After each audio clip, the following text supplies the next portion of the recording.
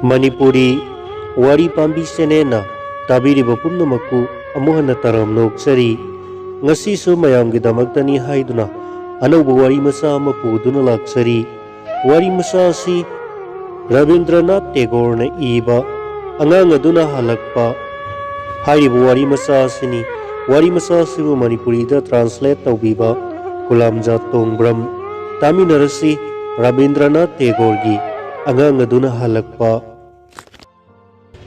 Magi Mapu Master Adugi Yumda Minai Oina Lakpa Matamaduda Rai Saran Masagi Sahitara Nithoi Subadang Airi Master Aduga Maga Sagaya Chutinai Mana Minai Ama Oina Taugada Bamapung Oiba Tabakna Master Adugi Pikliba Masanupado Senabaduni Angang Laubagi Tabakaduni Angang Adugi Mamingna Anukul Kawi Matamgi Konglai Matungina Anukul Rai Sarangi Pambom Thadokduna School Kaba Hokre Adudagi School Kaba Loiraduna College Kakre College Tamlaba Matungda Mahak Laibaki Wayan Sangda Thabak Taukre Matamado Fauba Rai Saran Anukulgi Amatangairaba Mating Pangba Amadi Senabami Oiki Anukul Mapung Marai Fare Sakargi Thabak Sutaure Aduna Yamna Thuna Mahak Luhongle Hek luhonglaba matungdagidi Rai Saranado Anukulgida natana magi nupi adugi su thabak kaya tauba haure Haujikti mahak mapu amata natana ani sure Nupi hek thikiba matungdagidi Anukulga Rai Saranga lainaramba mari adudagi Anukulga magi nupiga lainakiba mari aduna henna naksinnakhibagum taukre Adubu makhoi anigi marida khajiktang sarak sibado Nauna amuk khongdarakpa matai manau ani adugi masanupa amana menkhat khibagum taukre samna anukulgi anauba masanupa ama phangjare aduna angang adu senabagi thabak ado Rai Sarangi mathau oirare mahakna angang ado mapambomna wangna thangalaga phai humduna sanarami mahakko angangi oiba makhal mathelgi londa pudasi na duna nungsina kaurami Karigumbada magi maithonga yamna naksinana angang adugi mamayado pusilaklami aduga nokphet tawraga mamayado amuk laptho halami haujikti angang ado sansaduna chatpa ngamlakle karigumbada sansarga thongi thongjin aduna lanthokpa phawba ngamle Rai Sarana angang adubu phagi tawba matamda angang aduna masa nanthok chanaba angakpa minok amaga loinana law khonggani Angang adugi yamna haisingba aduga mabu phagi tauba matamda yamna singna nanthoknaba hotnabagi mangonda leiriba lawsingado ubada Rai Saranado pungak ngaklami mahakna angang adugi mamada yamna ngakpa amadi ki hangoibaga loinana haigani nongmadi nangi nasanupase asauba wayel mapu ama soidana oirakani anauba angakpa kaya ama mathang lakhi Angang aduna khong kaphai thangduna satpa matamado Rai Sarangi mafamdadi miyoibagi warida asauba tangkak amani angang aduna mamada baba mamada mama aduga Rai Saranda sana haina kaurakpa matamaduda Rai Sarangi nungaibagi ngamkhai leiramde mahakna madugi pawdo malem pumbada tamnaba thorakkani matam khargi matung ina Rai Saranado Angang ado pena nabgi damak hiram kayada haisingba utpa tarakhi khudam oina mahak sagol sabatai mayana sagolgi chupli ado siksin gani aduga makhongna khumang lamaga songbagi mathaw ado utkani mahana akana thau amagum lakna phana su sanagani karigumbada maithiragadi ahuba khonjel amaga loinana law khongduna sanagani hairiba matam aswaida anukul ado Padama Turel mapanda taba lam amada thabak tharakle mafam ado yaunaba satpada makhoina Kolkata fauduna lakpa matamda angang adugi tonghanana bagari masa ayinbi ama laibirakhi aduga masa adugi damakta anukulna napu masugi resamgi purit akakpi ama sana masugi pita satpa tupi ama loinana sanagi khuji amadi khongji laibirakhi hairiba phijol amadi laiteng singase sathok khotok pada loinamak angang aduda Rai Sarana sibirami aduga halakpa matamda makhoi singado loina lauthok piraga mahakna napal ama tawjabaga loinana magida thamjinbirami Nongju tha yaurakle nongmagi mathangda lepa leitana nong ado angakpa phangna chang yamna hena haitabagum taurakle.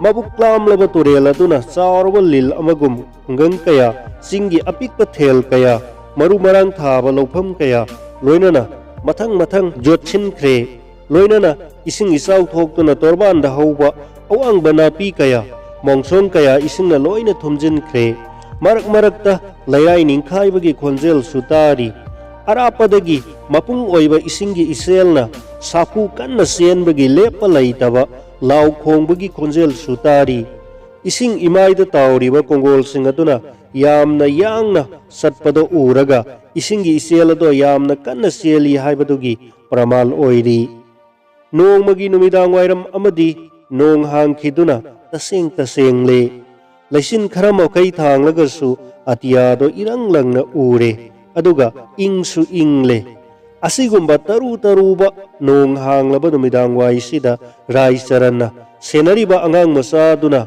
yumda phajin punsinduna laibado pamlamdre matik lairaba angang aduna magi ayinbi gari aduda kakhatkre raisaranna gari gi bam masa anidugi marakta lairaga tapna angang adubu torbangi lamdamda laiba haugi labuk ado tan induna pubirakle labuk aduda kanamata lairamde aduga isingi isel aduda hi amata suhonba ude isingi ipakto lanthokuna khara lapna uriba nakan aduda laisin singado ani thokna sekhaibagum tauna urami tatharakliba numit ki ing tappa thoramado masigi irang langba masek mangaladuna phongdokpagum tauri asiguma numit mayum sanglamdai onthokna sikhraba mikup asida ikang khangauduna angang aduna magi mamangda khudon bi thillaga khangai hairai chana yengu hajaba lai anakpada torbangi isingna hanthakhrabada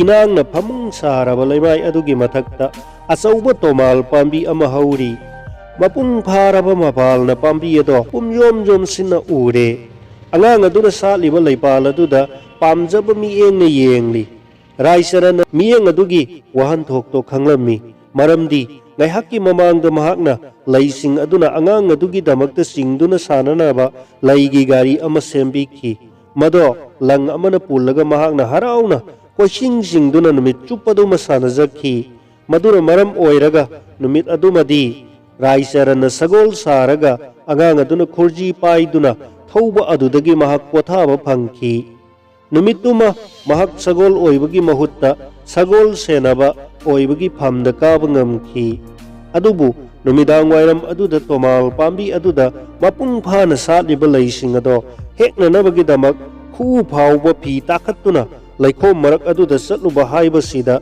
raisarana do yaninglamde aduna angang adugi pungning ado thaidokna nanaba yamna thuna makhutna khudon bi masado atopa maikaida thillaga mahakna hairai yengu ada usek yamna paire yengu usek singase yengu masiga loinana khulai thuna asumna law khongbagi arangba marak asida ayinbi gari ado mafam adudagi yamna thuna inthorakle adubu tungda asauba wayel mapu oirakadauba angang ado tarai na mafam adudagi puthokpado yakhidre madugi sumathakta laibak thibana mikup adumaktada yenghanba yaba posak akhanaba amata hek ukhidre akhanaba amata hek laikhidre udaba wakhalna sajinba usek ama yenghananaba honabado kanakhidre pikliba mapu oiriba angang adugi pungning ado chap yungna lepkhre handok hanjin yakhidre layado piu kanna mahaire raisaranado tawpham khangdre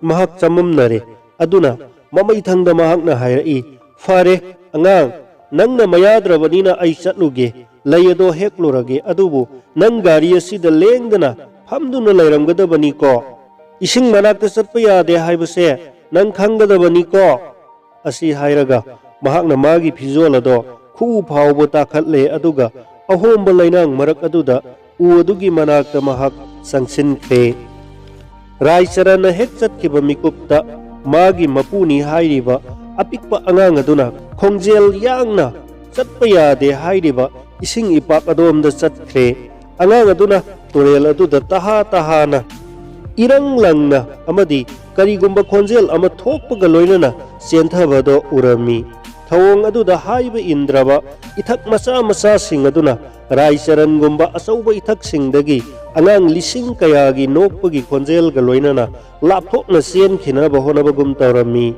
makoigi asigumba thawong ase ubada mioi mapokta poklaba apikpa angang adugi mathamoi ado laitaba ngamlamde thoina hena mayai karabagum tawrami mahakna gari adudagi puranduna lona kumthare aduga torel adugi maikaida kaphai chatpa haurakle asumna torel aduda lakpa khongchat aduda mahakna sai masa amasu khungatlaga pairaklammi aduga sai ado pairaga nga phananaba khoi chopgi mawongda tawsinaduna masado nontharami torel adugi phatraba lairembi singna sumat yai selaba khonjel amada mahakpu angang adubu makoigi sanabungda sanamina rusi haina haubagum tawrami mathangi mikuptadi mahak chatkre isingi akanba irai sing aduga loinana raisaranna asatpa layado khuda muk hekle aduga magi phiji aduda lai sing ado yomsillaga purakle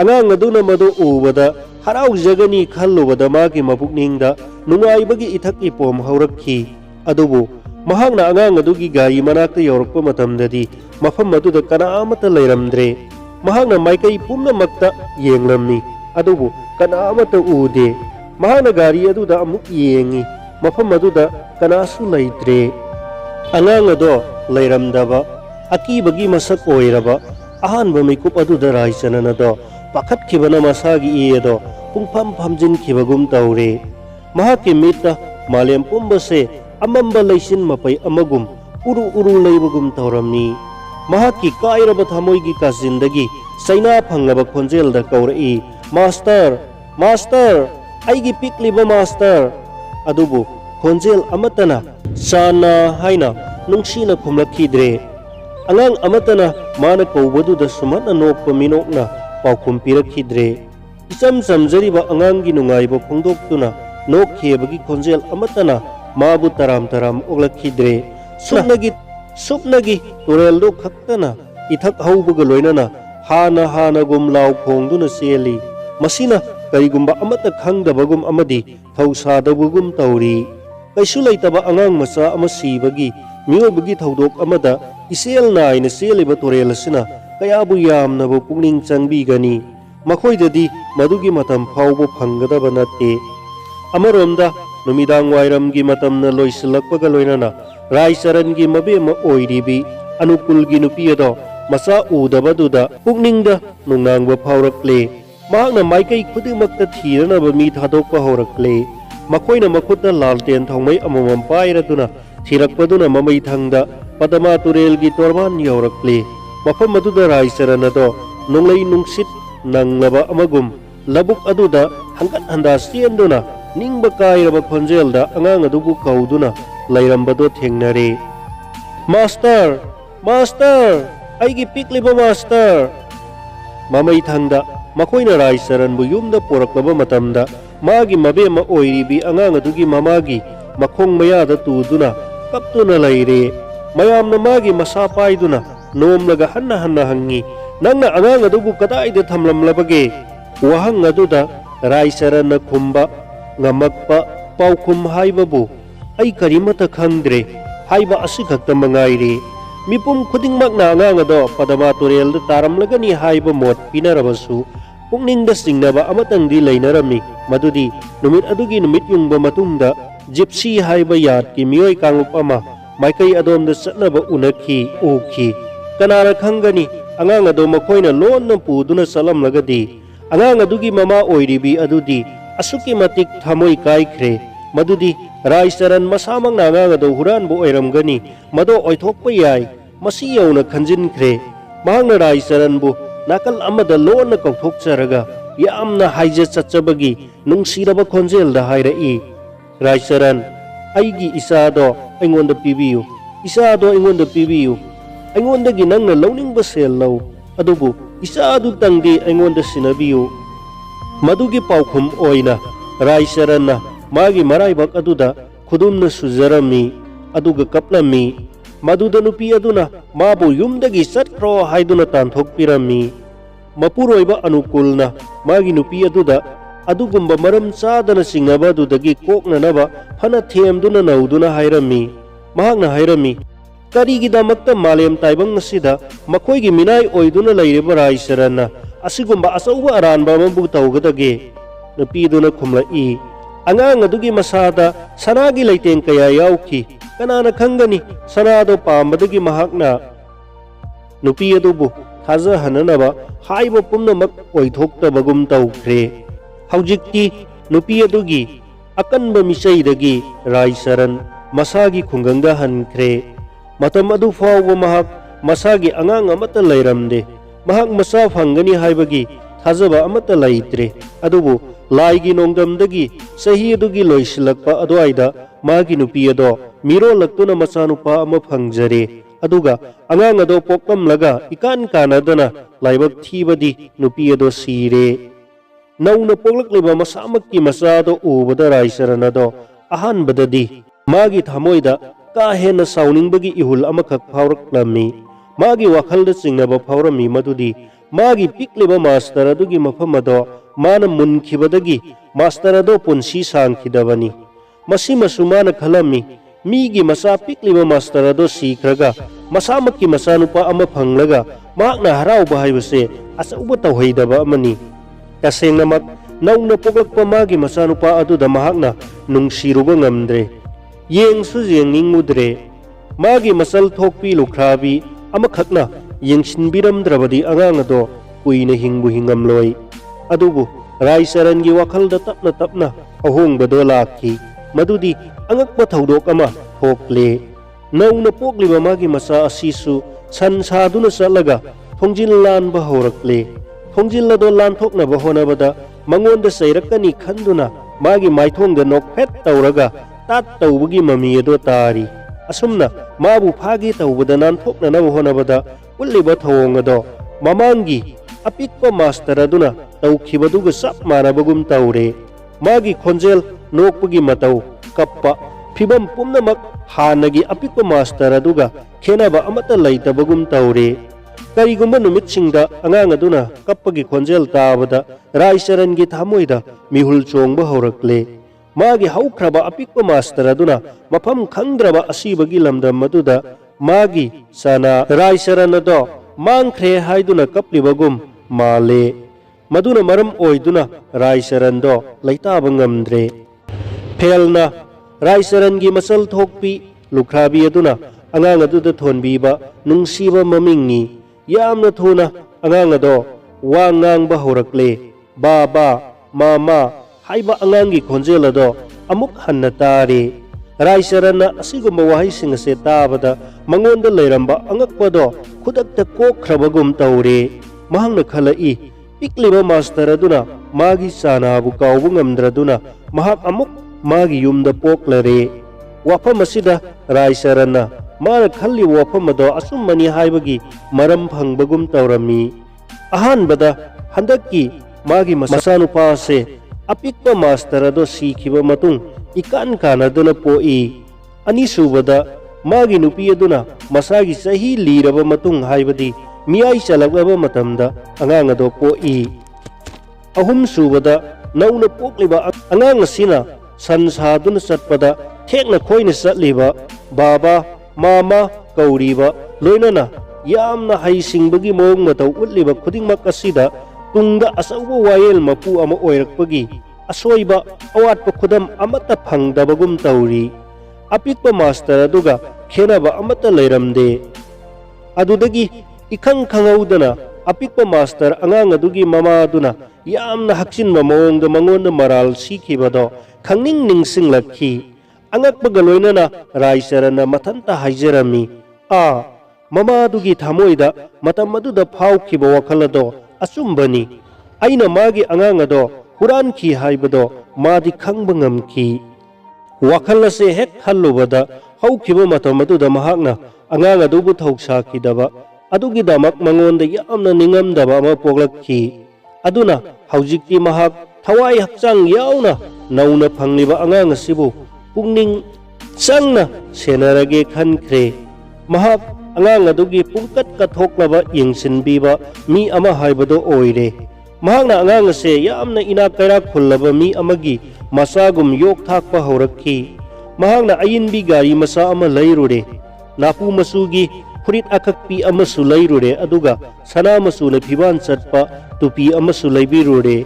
Mahaki sikhrabi nupi adugi laijaramba sanado konsangda puraga angang adugi sanagi khuji amadi khongji sabirure. Mahakna angang ase kayoi laikai gi angang amataga sanandre aduga masamangna ahing nungthil na aidana angang adugi loinaba misak oikre. Angang aduna saukhalakuna nupa masa ama oiraklaba matam atuda mahakse noi penba aduga ayuk nungthil na aidana fajaba mamal yamba fijat amak setpa yamna taru taruba angang ama oirakle. Madudi khungang adugi atai angang singado mabu yamna kina amadi ikai khumnana loinare. Mabu ubada ayambana taram taram taure. Khungang adugi ahal oiraba mi singnadi raisarana angang aduda tauriba pumnamak ado henmanba mathong chadana sel yamna thadaduna tonanba angang ama oihangadore haiduna mahak ase angawo phai oinabu uba yausilakle. Mawai thangda angang ado iskulda thabagi matam yaurakle. Raisarana magi laijariba lam macheto yonthokle aduga Kolkata da satkre. Mafam aduda mahakna yamna wana yum amagi minai oibagi thabak ama phangjare aduga mahakna masadubuna afaba school amada thare. Angang aduda khwaidagi phaba education pinaba khwaidagi phaba sinjak pinaba amadi khwaidagi phaba pijet chelhananaba awa anathi dana honarakle. Matam asida mahakti cheng khuya amakhaktangna mabuk thandanaba honare. Aduga aronbada mathanta haijagani aigi apikpa master nangna aibu asuki matik nungsikre. Madudi nang amuk hanna aigi yumda lakle. Handakti aina thausadabadagi nangi awaba thokpado sungthok thokhalaroi. Matau asum tauna sahi tarani thoi haukre. Nupa masa phelna lairik ningthina iba amadi paba ngamle. Mahak yengbada masa mau phaba masa nanba amadi masak matau fajaba nupa masa ama oire. Masamak masagi sakpamda hena pungning thingjinba angang ama oire. Mahakna samjet hatpado karamna samado khairaga hatkadage haibaduda yamna su section jarami. Mahakna khars chawba amadi fajaba anauba phirol laibada hena pamjaba aduga sel course tawbada thoidokna awana khangdabagum tawba nupa masa ama oire. Mahakna raisarangi mafamda mapa ama oibagi minungsi lairagasu mapa makni haina khanbadi ngamdre. Maramdi raisarana angang adugi mafamda minai amagum loinarami. Madugi asauba asoibadugi maramdi asuk kuirabase angang adugi mafamda amadi atai atopa kanagi mafamdasu mahak masamakse angang adubu pokpa mapani haibase sunghai haidoklamde. Phelna na lairiba school hostel adugi angang singadura raisarangi khungangi oiba lichat sajat aduda yamna pamjaba amadi nungaiba poklami. Masida phelna masamaksu makhoiga loinana raisarangi phagi jugai aduda thawai tana nokpa yaurami. Adubu angang singadugi thamoidadi tasengnamak icham chamjaba thamoi thotpa ahal oiraba raisaranbu yamna nungsijarami. Aduga phelna masamak ahal asibu onthokna pamjana nungsirami. Adubu mamangdasu panjakraba mahakna mapa raisaranbu nungsibase puksel chawba mioi amana kanagumba khara hanthaba misak amabu nungsibibagi mawongda nungsibagum tawi haigani. Raisarando ahal asum oisilakle. Mana minai oideba yum adugi mapu aduna mana thabak suba ngamlaktaba aduda magi maral thiduna talaire. Amaronda masanupa adugi honabada masamakti sara kayarak henba horakle. Masina maram oiraduna haksangi pangal yamna sontharakle. Mana sufam thokpa thabak tumak suba ngamlaktre. Yamna toina mahak kauganbasu haure. Magi pukningdo haininglaktaba amadi mitna singdaba haibado oirakle. Adubu mapu dunadi mangondagi minai amana tawpham thokpado chap chana tawbado pamkhi. Masida ngakpiba nungsibagi wa amata laite. Amaromda raisarana masagi lamaseto yolaga pujarakpa senpamdusu loisilakle.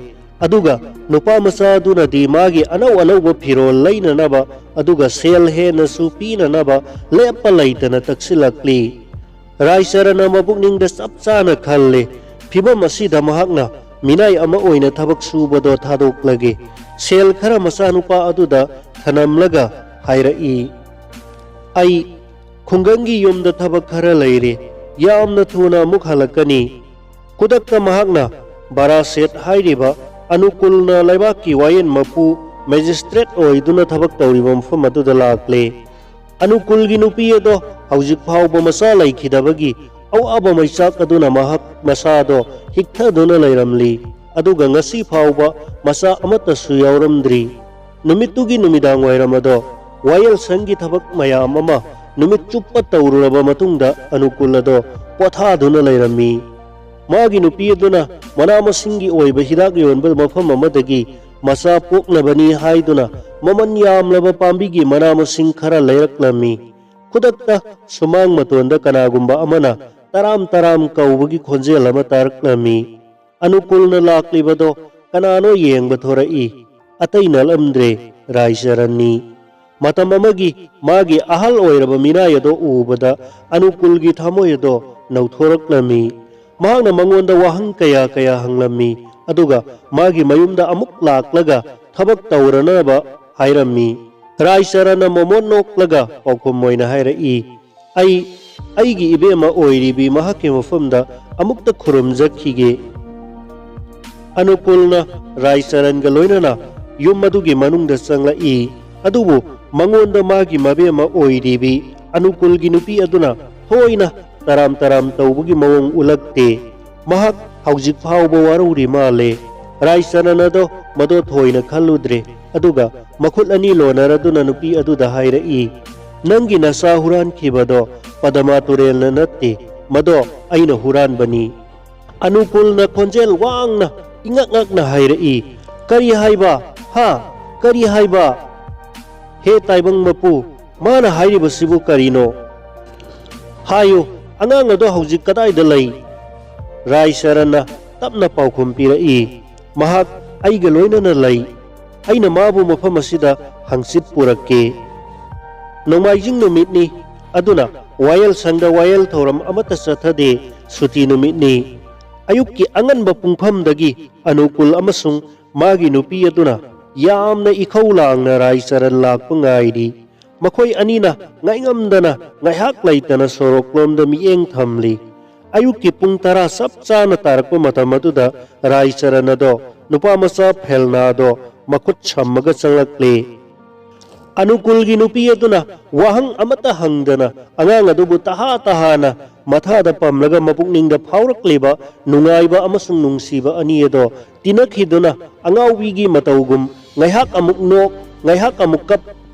Angang adugi makokki masam amadi maraibagta masinba na nungsina supirami.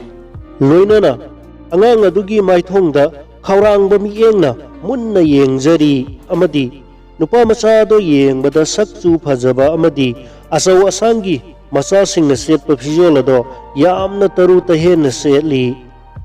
Mama masagi oiriba phibam ase ubada anukulgi thamoy aduda khudakta nungsibagi isel ama ima ipana sentharakpagum tawrami. Adum oinamak mahakna Raisaranda hangakhi, angang ase aigi isa aduni haibagi pramandi leibra? Raisarana khumai, asigumba thabak amagi pramanbu karamna laigadage? Aduga makhatana hairai, nangi nasado aina huran bani haibase supnagi taibang mapu mahaktana khangani. Taibang panbasida lairiba mi amatana mado khangba ngamoy. Magi nupina angang adubu kayagi matik nungsijana pamliba amasung mahakku setna konsinduna nungsina supsariba pumna makase uraga anupul na parman pina na Raisaranda makhatana hangubagi kanaba lairaroi haibado khangle. Masani haina thazarubana hena farani haina khalami. Amaronda Raisaran gumba ahal oiraba mi amana asigumba nupa masa amabu kadaidagi phanguni. Aduga magi thajaningai oiraba minai amana karisuna taba maram amagi damak mangondo namtha karigi tawruni. Adubu mahakna makha tana wafam asimadi yamna hakchinna Raicharan da haira'i. Raicharan, nang yum masida laibadi yararoi. Wafam ado tabada Raicharanna makut lonaraduna mathwai wajamana maram oiraduna lat lat lauraba konjel da haira'i. Master, haujikpu ai kadai da satkadage, ai ahal oire, ahal oiraba mi amabu kanana minai oina lausinbigadage. Raicharan gi mabi ama oiribi Anukul gi nupi aduna amuk haira'i. Mahak mafam asida laijasanu, mahak laibase aigi isana penjagani, aina mabu ngakpirabani. Adubu Anukul gi leibak wayen bagi lairiba magi wakhalol aduda yaninglamdre. Mana haira'i, yaroi, mahakna taukiba aranba adugidamak mabu ngakpiba yaroi. Raicharanna laimaida makok nontaraga Anukul gi makhong ado pairaga haijara'i. Master, aibo mafam asida laihanbiu. Aranba thabak taukibado aina natte, taibang sembiriba ibungo mahakna taukibani. Aranba thabak ado mana taukiba natte, taibangi mapu mana taukibani haiduna mabungo mahakki mafamda thangjinbaduda Anukul gi wakhal ado amukke hena hakchinna yaningkhidre. Mahakna hai, natte, ai nangbu yaba ngamlaroi. Aina nangbu makha tana thajaba ngamdre. Nangna sauraba namthakki thabak ama aingonda taukhre.